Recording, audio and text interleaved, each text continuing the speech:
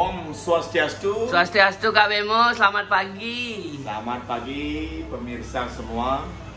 Boleh gabung Kak Bemo? Boleh, silakan Ceneng Budi. Sebelum Kak Bemo mulai, kita sapa subscriber, pemirsa, penonton setia yang mengikuti channel Kak Bemo. Hari ini Kak Bemo doakan biar semuanya dalam keadaan sehat walafiat, tanpa kekurangan suatu apapun, tetap happy dan sejahtera. Tur membekal. Tur membekal. Cing Budi, apa kabar? Luar biasa Kak Bemo, terima kasih sudah dikasih bergabung dengan Kak Bemo. Mau dengar petuah-petuahnya Kak Bemo. Hari ini apa rencananya Kak Bemo? Kita kembali melanjutkan karena salah satu konten Kak Bemo adalah storytelling. Storytelling. Apa artinya Kak Bemo? Tuturan satu. Oh, tuturan satu. Tuturan satu itu di Bali tetap diawali dengan handmade ciri khas ya. Salam congkak, congor Kak Bemo. Tuturan satu dikendeng mudah, tidak dua mau. Artinya tuturan satunya Kak Bemo tidak panjang, tidak pendek, penuh arti dan makna, penuh petua dan nasihat kalau itu diterima. Oke. Pasti diterima Kak Bemo. Iya, jangan bosen-bosen menonton ya. Dan ingat sebelum mulai, like, comment, subscribe, dan bunyikan lonceng. Mari berkawan dengan channel Kak Bemo. Itu Ceneng Budi ya. Mantap. Hari ini cerita tentang Ekelawiya. Ekelawiya. Nah, di kisah Mahabharata. Oke, kisah Mahabharata. Ada satu tokoh namanya Ekelawiya. Seorang pemuda yang gagah berani, ganteng, putih mulus, Kayak Kak Bemo ya. ya, rambut ikal, ini hidup di suatu kerajaan Ceneng Budi.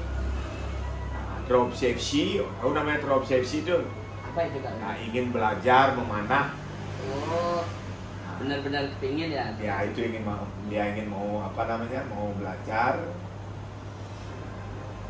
Itu yang Kak Bemo bisa ceritakan. Ekelawiya. Pernah dengar ini Ceneng Budi? Kayaknya pernah dengar nih Kak Bemo. Ekelawiya ini anak raja atau anak apa ini Kak Bemo? Orang biasa. Orang biasa.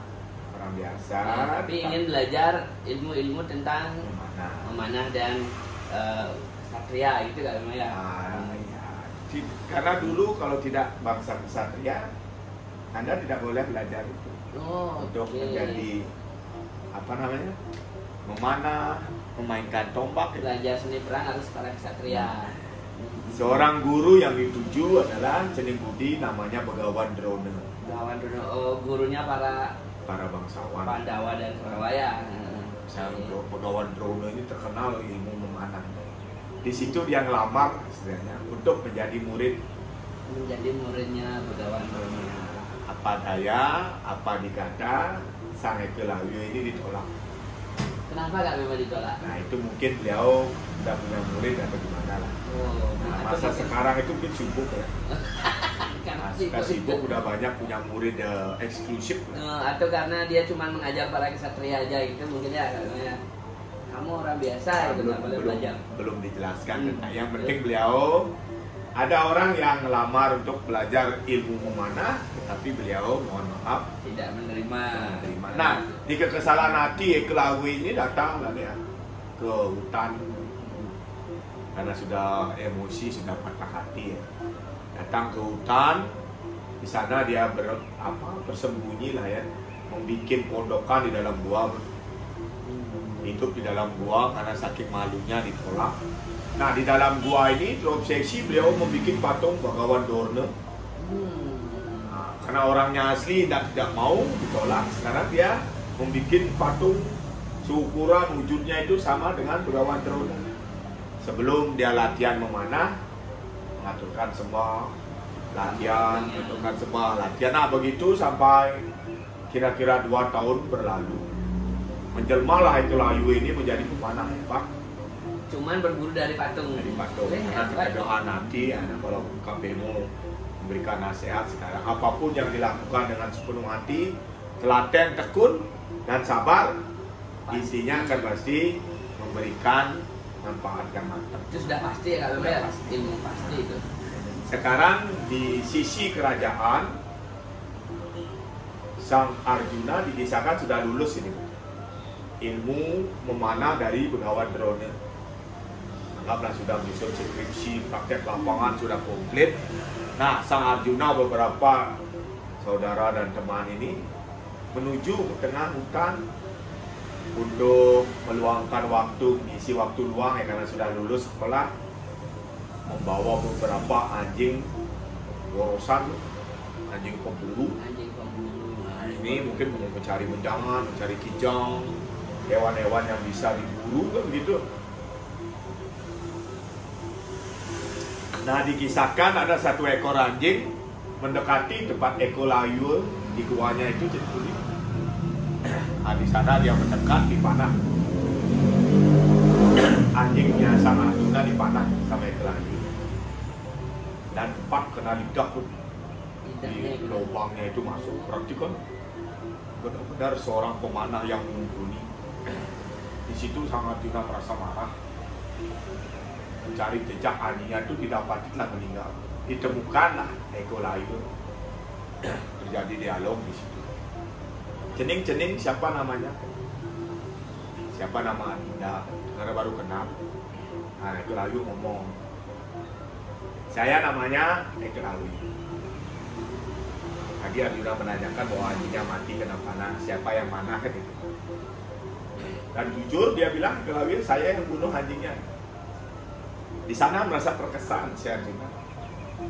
Kok ada pemanah yang hebat selain dirinya? Padahal Begawan Drona kan bilang dia yang terhebat di dunia. Nah, ditanyakanlah di mana dia berguru. Sang Ekolayu ini menjawab dengan jujur bahwa dia juga muridnya Begawan Drona. Di sini terkesima Sang Arjuna. Kok ada murid Begawan Drona yang lain gitu? Padahal Begawan Drona kan bilang muridnya hanya Sang Arjuna dan beberapa yang lain. Tapi Arjuna memang lulusan terbaik. Kalau di universitas zaman sekarang itu cum laude. Nah, disitulah dia pulang dari hutan menemui Begawan Drona.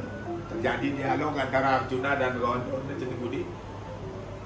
Paman Begawan Drona, guruku, saya menemukan orang yang mahir memanah. Di situ terjadi perbedaan. Begawan Drona juga kukuh bahwa dia tidak punya murid kan gitu. Nah, disepakati berdua dia datang ke hutan mencari tempat tinggalnya Sang Ekolayu. Nah, disitulah baru dia ketemu. Nah, karena bertemu sang idola, langsung Ekolayu mengambil kakinya Begawan Drona, sujud syukur. Dia mengucapkan bahwa dia belajar di patung. Nah, dan kesimpulan ini rahasia itulah ya. Untuk menghindari kemampuan dua orang pemanah ini seimbang, dimintalah ini jempol tangannya yang kanan si Ekolayu. Dia ini Begawan Drona ini membuat tipu muslihat lah boleh dibilang. Kalau memang kamu mau diakui sebagai murid saya, itu Begawan Drona bilang, tolong persembahkan jempol tangan kananmu. Nah, saking mengidolakannya teramat fanatik ya dipotong tangannya. Jempol tangannya ini memang untuk japit anak panah, dia nggak tahu dia. Biar tetap Arjuna yang paling hebat. Nah, itu kasihan juga seketika itu dipotong tangan kanannya ini, ibu jarinya ini ditempel ke Arjuna. Makanya Arjuna dari saat itu diketahui bernama Sidipil karena double. Itu kisahnya mencening. Nah, ini kalau kita ulas filsafatnya, ya karena saking kita mengidolakan seseorang, apapun yang kita bisa persembahkan, padahal itu digunakan sebagai untuk kelemahan kita gitu. Tapi Sang Ekolayu juga merasa tidak dibohongi karena dia sadar begitu, Cening Budi. Dia sadar bahwa itulah jalur hidupnya. Nah, dikisahkan karena memang dia pinternya, tangannya tidak ada yang jepit, dari situ menurunlah kemampuan memanahnya. Kasihan juga mendengar berita itu. Tapi di balik itu ada yang kisah yang kita bisa cari manfaatnya, gitu. Ya, kalau mereka kita jalurnya tidak ke situ, Kalau kita pagar, seperti kami mau bilang tadi, kalau kita tidak berguru kepada orangnya, yang penting kita latihan seperti pisau yang karatan itu. Setiap hari kita asah, kami mau yakin suatu saat akan tajam menjadi pisau. Begitu kisah sang Ekelawiu yang kami mau bisa ceritakan kepada pemirsa semua. Akhir kata, ada burung gagak mencuri kelapa muda. Kalau di Bali dibilang ada goak memaling kut, saat dua bawa subuh-subuh. Jadi akhiri dengan para pesanti. Salam congkak, congor kabemo. Jangan lupa like, comment, dan subscribe. Terima kasih sudah menonton. Om Santi, Santi, Santi Om. Thank you Kak Bemo. Mantap.